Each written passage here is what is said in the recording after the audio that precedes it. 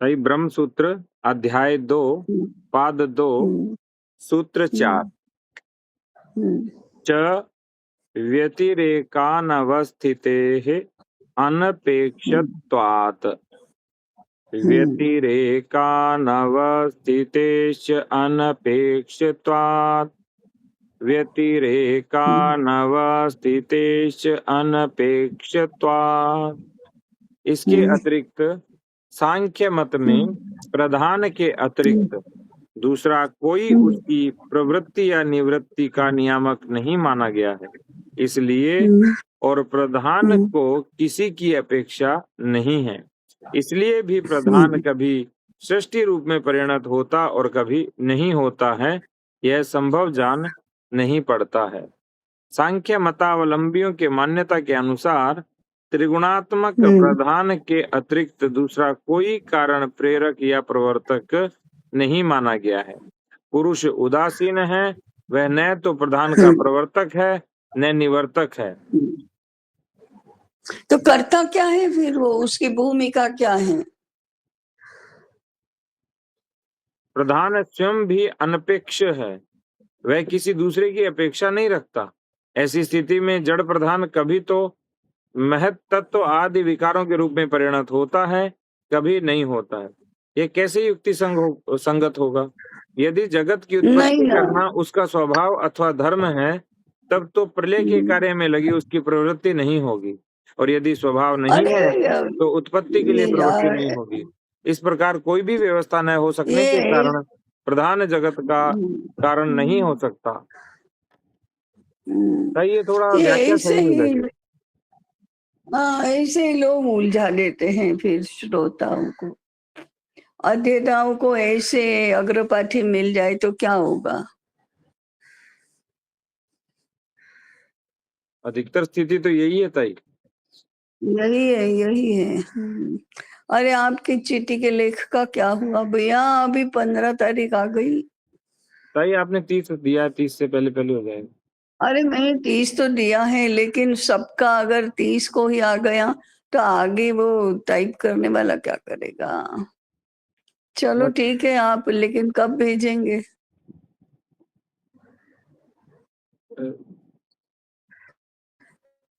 व्यतिरेकानवस्थितेश्चानपेक्षत्वात् गुणों की साम्य अवस्था रूप प्रधान से व्यतिरेक या भिन्न स्वरूप से किसी कारण की अनवस्थिति और प्रधान की को अन्य की अपेक्षा नहीं रहने से उचित प्रवृत्ति निवृत्ति को अनुपपत्ति है। भाव है कि प्रलय काल में प्रधान के अतिरिक्त कोई पदार्थ नहीं रहता है, पुरुष या अरे जीवात्मा रहता है। वह हाँ, सांख्य मत में उदासीन होने के कारण प्रवृत्ति या निवृत्ति का हेतु नहीं है, और धर्म या अधर्म कार्य के प्रतिबंधक मात्र को निवृत्त करता है, प्रवर्तक वह भी नहीं होता। निमित्त प्रयोजकम प्रकृति नाम वर्ण भेदस्तु ततः क्षेत्रिकवन। धर्म धर्मादि रूप कार्य के निमित्त कारण भी प्रकृति के कार्य होने के कारण प्रकृति का प्रेरक नहीं होते हैं, किंतु प्रतिबंध मात्र का भेदन का नाश करते हैं। जैसे जल को बहने का स्वभाव स्वयं रहता है, क्षेत्रगत उन्नयन देशस्य जल को अन्यत्र ले जाना हो तो क्षेत्र या खेत का स्वामी बांध को काट देता है, फिर जल स्वयं नीचे के स्थान में चला जाता है। वैसे ही सुख हाँ, में लेकिन सात्विक सृष्टि में अधर्म प्रतिबंधक होता है तो उसको धर्म नष्ट करता है। दुख में सृष्टि में धर्म प्रतिबंधक होता है तो उसको अधर्म नष्ट करता है, और प्रकृति जल के समान स्वयं प्रवृत्त होती है। यहाँ प्रलय काल में धर्म धर्मार्थ के भी नहीं होने के कारण निरपेक्ष प्रकृति सृष्टि के लिए प्रवृत्त नहीं हो सकती। स्वभाव मात्र से प्रवृत्ति होने पर सदा साम्यावस्था रूप से प्रवृत्ति होगी या विषमता रूप से ही प्रवृत्ति होगी। कभी महदादि की सृष्टि हो और कभी ऐसी अवस्था जड़ अनपेक्ष प्रकृति मात्र से नहीं हो सकती। और ईश्वर के तो सर्वज्ञ सर्व शक्ति युक्त महामाया चेतन होने के कारण कर्म कर्मापेक्ष प्रवृत्ति और निवृत्ति दोनों ही उपपन्न हो सकती है। इससे स्वतंत्र प्रधान कारणवाद अयुक्त हो जाता है। ये तो इतना क्लिष्ट लिखते हैं ताई समझ ही नहीं आता है। और क्या, हाँ बिल्कुल बिल्कुल।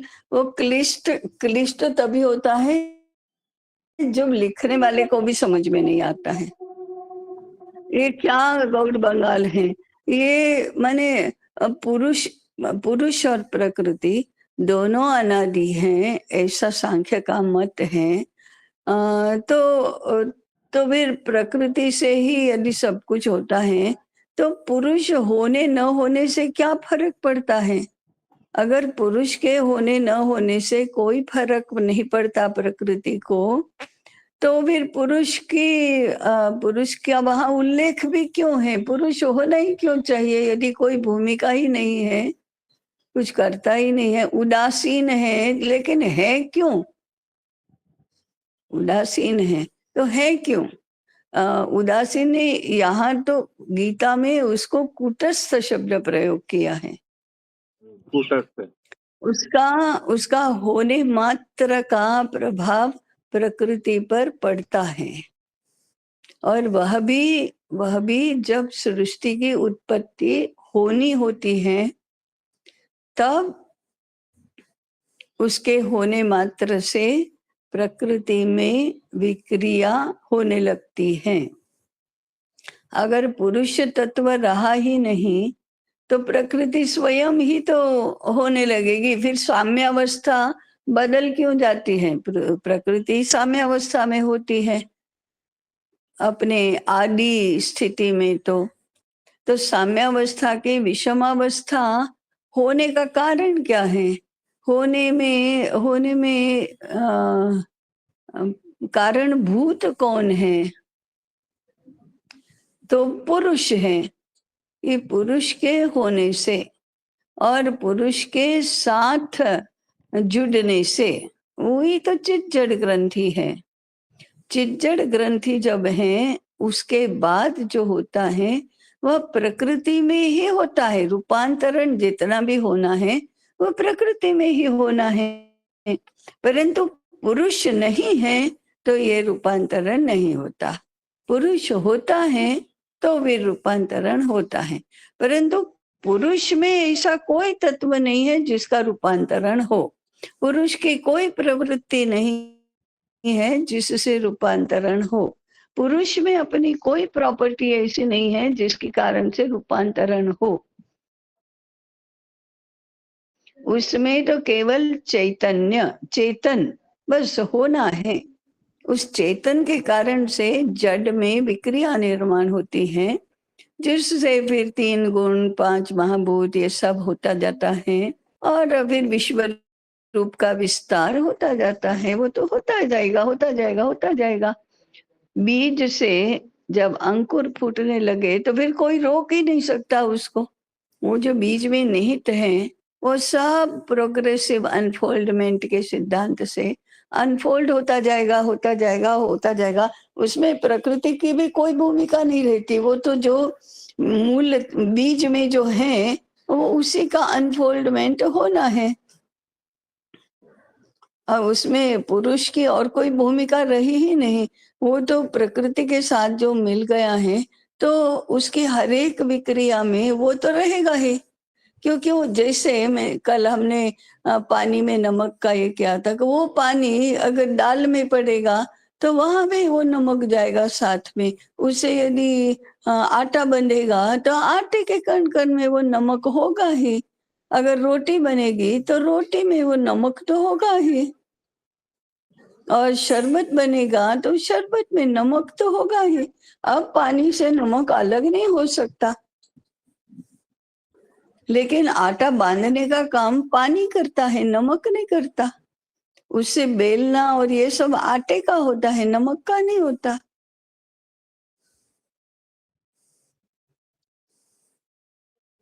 भाई जैसे अब हाँ इन्होंने तो ये मान लिया हाँ कि जो पुरुष है बस वो हाँ। साइड में पड़ा है।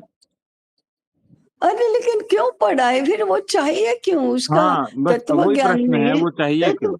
हाँ, चाहिए क्यों? तत्व ज्ञान में उसकी क्या उपस्थिति का कारण ही क्या है फिर? और हम उपादान कारण, निमित्त कारण, मूल कारण ये इतना सही बैठता है। आपका एकमेवा द्वितीयम ब्रह्म यो सिद्धांत भी सही बैठता है। चेतन कूटस्थ है वो सिद्धांत भी सही बैठता है। प्रकृति परिवर्तनशील है वो सिद्धांत भी सही बैठता है। और लॉजिकली भी देखो, अगर दोनों में ही विक्रिया होने लगे तो क्या करना है? दोनों की प्रॉपर्टी तो अलग अलग होनी ही चाहिए ना, दोनों की भूमिका अलग अलग होनी चाहिए, तभी तो दो की उपादेयता है। नहीं तो दो क्यों, क्या करना है? दो यदि आइडेंटिकल है तो दो की कोई आवश्यकता ही नहीं है। अगर प्रकृति पुरुष में भी विक्रिया होने लगे और प्रकृति में भी विक्रिया होने लगे तो फिर दो होने की कोई आवश्यकता नहीं है। एक में विक्रिया होती है, एक में नहीं होती। वो जो जिसमें विक्रिया नहीं होती उसके होने मात्र से प्रकृति में विक्रिया होने लगती है, और वो प्रकृति के साथ ऐसे मिला हुआ है कि जहाँ-जहाँ प्रकृति में विकृति आने लगती है, जो भी आगे अनफोल्डमेंट होता जाता है, वहाँ सभी जगह पुरुष का अंश तो होता ही है। वो कभी भी नहीं है ऐसा नहीं होता। इतना सीधा सरल है, वो क्यों नहीं अपनाते लोग? अरे क्यों ऐसा कह रहे हैं? उनको क्या फायदा है पुरुष उदासीन होता है कहने से? भाई मुझे तो लगता है ये अध्ययन का अभाव है सर्वथा, और मुझे अभाव कुछ है, नहीं लगता। हाँ, हाँ। और अपने चिंतन का अभाव, मैंने स्वतः विचार नहीं करना, और जो कहीं पढ़ लिया, कहीं सोच लिया, उसके साथ ऐसे बंध गए। जैसे सृष्टि के पंचमहाभूतात्मक जो पदार्थ है उनको जड़ कहना, बस जड़ कह दिया। फिर वो जो आर्य समाजी लोग होते हैं, प्रकृति जड़ है इसलिए प्राण भी जड़ है, मन भी जड़ है, ये जड़ कह देना। सबको, पूरे संसार को जड़ कहना। और परमात्मा ही चेतन स्वरूप है, बस ये कहना। तो जड़ शरीर में चेतन आत्मा का अथवा परमात्मा का वास है, ऐसा कहना। और जब मृत्यु होगी तो आत्मा छोड़कर चला जाएगा, ऐसा कहना। कितना, मैंने ये तो इसको ना अंग्रेजी में एक शब्द है सिंपलटन। सिंपल तो सादगी को कहते हैं, सादे मनुष्य को। सिंपलटन माने जिसकी बुद्धि ही ऐसी सादी है कि कुछ समझ ही नहीं सकते वो। सूक्ष्म बात आती है तो बंद हो जाती है, उसको कहते हैं सिंपलटन, माने मूर्ख। माने बुद्धि चलती ही नहीं, जरा भी सूक्ष्म बात वो पहचान नहीं सकते। स्वाद, ठोस जो है वो स्वाद तो पहचान लेगी, परंतु जरा उसमें बदल हुआ तो सूक्ष्म बदल ना तो उसको संज्ञान में होते हैं, ना उसको कारण समझ में आता है, कुछ नहीं। उसको कहते हैं बुद्धि। जैसे बिना धार का चाकू होता है, ऐसे चाकू तो है, कुछ मैंने कुछ एकदम ये लौकी जैसा कुछ काट सकता है, या उबले आलू काट सकता है, बाकी तेज धार वाला नहीं है। इसलिए करेला नहीं काट सकता, लौकी भी नहीं काट सकता। ऐसा हो जाता है। तो ये भाष्यकारों ने बहुत उलझन पैदा की है लोगों में।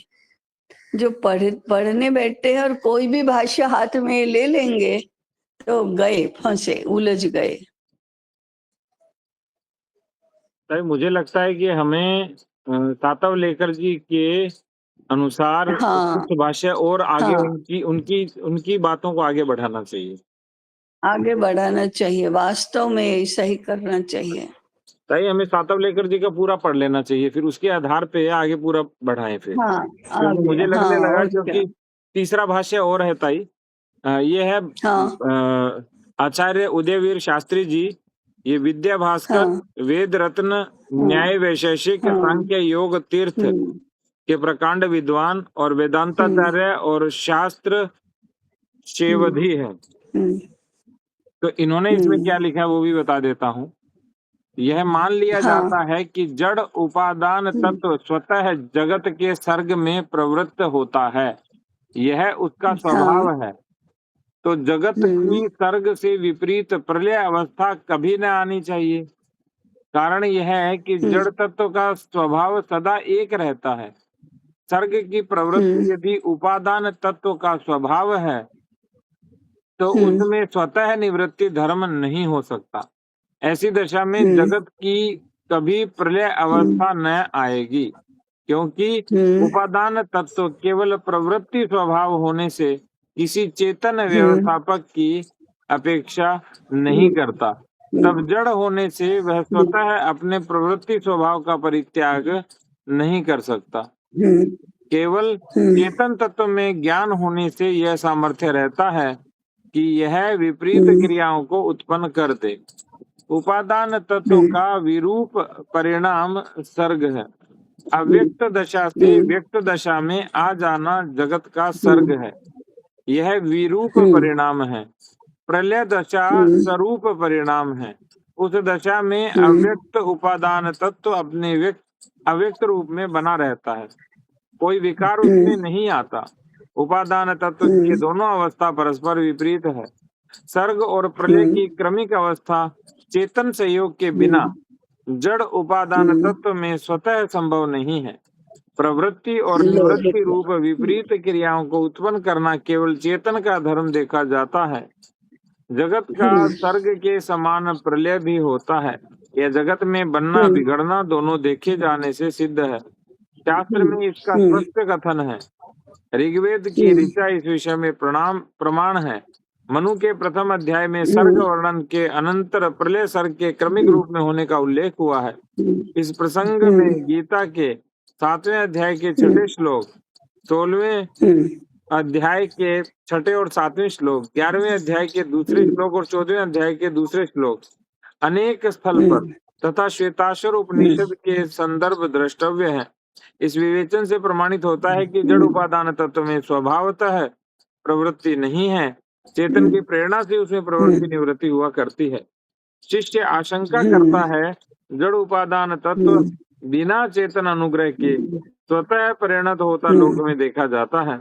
गाय आदि हम्म, मादीन हम्म, जानवर घास हम्म, आदि खाते हैं, वह घास आदि हम्म, उपादान तत्व स्वतः दूध में परिणत हो जाते हैं। ऐसे मूल हम्म, उपादान जड़ तत्व स्वतः जगत रूप में परिणत हो सकता है। तो आचार्य सूत्रकार ने हम्म, ऐसा समाधान किया। ताई इन्होंने सही लिखा है, हम्म, हाँ, हाँ, हाँ, इन्होंने सही इसमें लिखा है आचार्य पुरुष की उदयवीर कोई शास्त्री जी ने। उपादेयता है। हाँ, हाँ, हाँ, परंतु अभी इसमें थोड़ा सा ये है कि सर्ग के समय तो पुरुष की आवश्यकता नहीं है, प्रलय के समय पुरुष की आवश्यकता है, क्योंकि विसर्ग, उसको विसर्ग भी बोलते हैं। उसके लिए प्रकृति स्वतः प्रवृत्त होगी ही नहीं, क्योंकि वो तो प्रवृत्ति धर्म है। अब जब प्रलय की बात है, तब वो तो अब प्रलय को भी वे स्वरूप प्राप्ति कहते हैं। विरूप और स्वरूप, उसमें चेतन की भूमिका है। परंतु सर्ग और विसर्ग दोनों में चेतन की भूमिका होनी चाहिए ना। हाँ ताई, इन्होंने कहा कि जो प्रवृत्ति है वो तो सामान्य स्वभाव है जड़ का। हाँ, जड़ का। जो आप कहते हैं कि आर्य समाज में सामान्य रूप से ऐसी मान्यता है। हम्म, हम्म, हाँ, ये सब जड़ है, जड़ में ही विक्रिया होती है। तो ये इन्होंने प्रवृत्ति कहा, उन्होंने सर्ग कहा कि जो बनना है, कुछ भी कुछ भी कुछ भी बनना है, तो वो तो विकृति है। तो वो तो जड़ का स्वभाव है, इसलिए होता है। लेकिन जो विसर्ग माने स्वरूप को प्राप्त करने की प्रति गति है उस तरफ, वो पुरुष के बिना वो नहीं जा सकते। जी सर। ऐसा इनका प्रतिपादन है। जी सर। वास्तव में अब तो सातवड़ेकर जी को ढूंढना ही होगा। इसको पूर्ण तो करेंगे ताई या नहीं करेंगे? हाँ, हाँ, हाँ, करेंगे ना, ये करेंगे, पूर्ण तो करेंगे ये। इसके बाद मैं सोच रहा हूँ ताई, एक बार हम हुँ, सातवलेकर जी की ईशावास्योपनिषद और फिर गीता हाँ, सातवलेकर जी की पढ़ते हैं। हाँ, ये पढ़ते हैं, ये पढ़ते हैं। तो हुँ, उससे क्या है कि बहुत यहाँ स्वच्छता हो केवल जाएगी। वेदांत वेदांत सूत्र नहीं, वेदांत दर्शन, हाँ, इसका कोई ग्रंथ होगा ना, तो ये पढ़ लेने से फिर ये ब्रह्म सूत्र पढ़ने में सरलता होगी। जी सर। तो हाँ, सूत्र समझने में भी। वेदांत दर्शन का तो एक ग्रंथ हो ही जाएगा ताई, ईशावास्योपनिषद। ईशावास्य होगा, गीता होगी ना। हाँ, गीता होगी, 2 ग्रंथ हो जाएंगे। हाँ, हाँ, 2 ग्रंथ हो जाएँगे। इसमें परंतु गीता और उपनिषद और ब्रह्म सूत्र ऐसी त्रिपुटी बनती है ना। हाँ, तो गीता और उपनिषद के आधार पर ही ब्रह्म सूत्र की रचना हुई है। ये हाँ, बात तो ठीक है। इसलिए मुझे लगता है कि पहले गीता पढ़ना, फिर ईशावास्य उपनिषद पढ़ना, या और भी हम तैत्तिरीय भी पढ़ सकते हैं, क्योंकि तैत्तिरीय का बहुत बार उल्लेख आता है। हुँ, और फिर वेदांत सूत्र पढ़ना। एक बार ये वेदांत दर्शन का तो पार कर देना, एक अच्छे से पढ़ना, ये करना चाहिए। तो ताई उपनिषदें फिर हम कौन-सी व्याख्या पढ़ें? ओह! ये भी है। सातवड़ेकर जी का केन उपनिषद है, जितने सातवड़ेकर जी के उपनिषद की व्याख्याएँ होंगी ना, वो पढ़ना।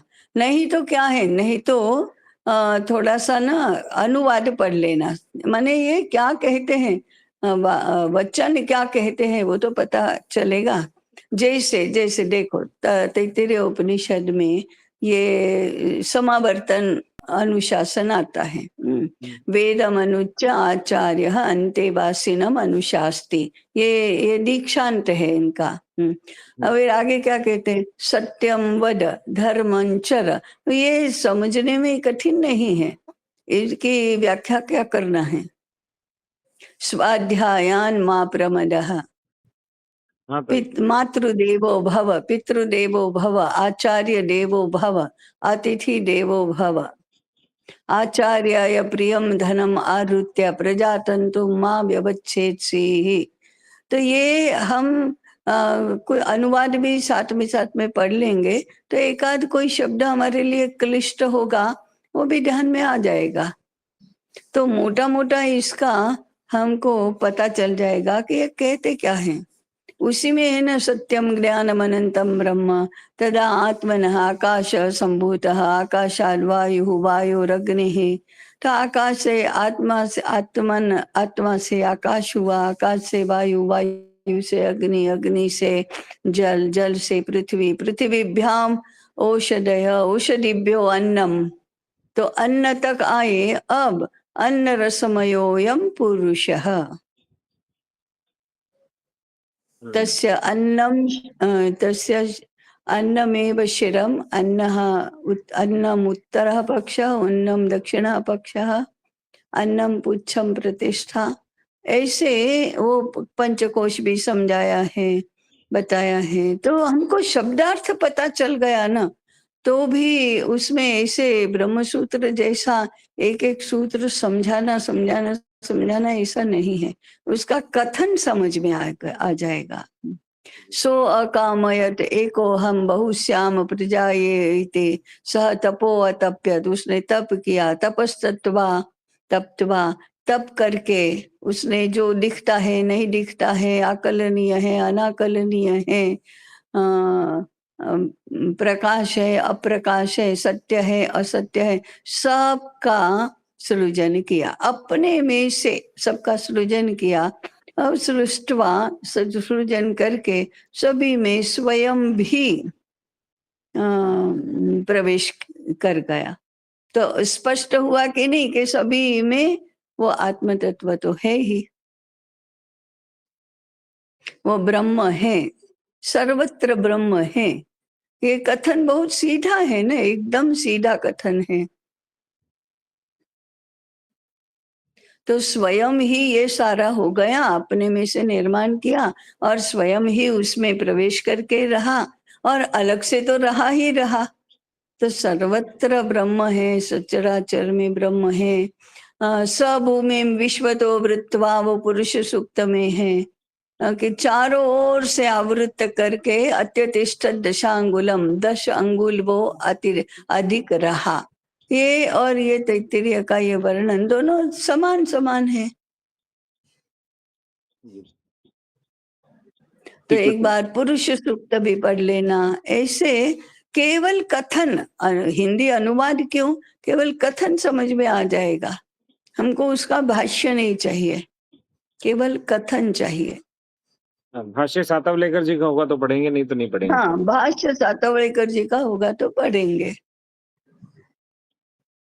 ठीक है ताई, फिर तो हम गीता के भी सारे मंगा सकते हैं, तो हम कथन पढ़ेंगे हाँ, कभी भी। पुरुषार्थ पुरुषार्थ प्रबोधिनी है ना, उतना पर्याप्त है। हम्म मैंने उसकी फोटोकॉपी भगवद करवा ली गीता ताई, का तो पुरुषार्थ प्रबोधिनी की, हाँ, बस बस हाँ। ऑनलाइन मिल गई। अ, हम्म इसका इनका राम सुखदास जी महाराज की गीता तो एकदम एकदम उत्तम है, मैंने अद्भुत है वो तो। हम दोनों साथ भी ले सकते हैं, कोई समस्या नहीं है उसमें। हाँ, दोनों साथ भी। और नहीं ना, भाष्य बहुत अधिक नहीं पढ़ा, और केवल कथन कथन कथन पढ़ते गए पढ़ते गए पढ़ते गए, और जहाँ उलझे वहाँ भाष्य पढ़ लिया। ऐसा करेंगे तो शीघ्रता से भी होगा, और एक बार पूरा एक बार समझ में आ जाएगा, पूरा एकदम आकलन हो गया ना, तो फिर धीरे धीरे विस्तार में और सूक्ष्मता में जा सकते हैं। जैसे अभी भाष्य पढ़ने लगे, यदि राम सुखदास जी महाराज ने इतना विस्तार से लिखा है, वो धर्म क्षेत्र की व्याख्या करेंगे, कुरुक्षेत्र की व्याख्या करेंगे, फिर पांडवों के शंखों के नाम देंगे, उनकी व्याख्या करेंगे। उनकी आवश्यकता ऐसा में नहीं है सब, ताई।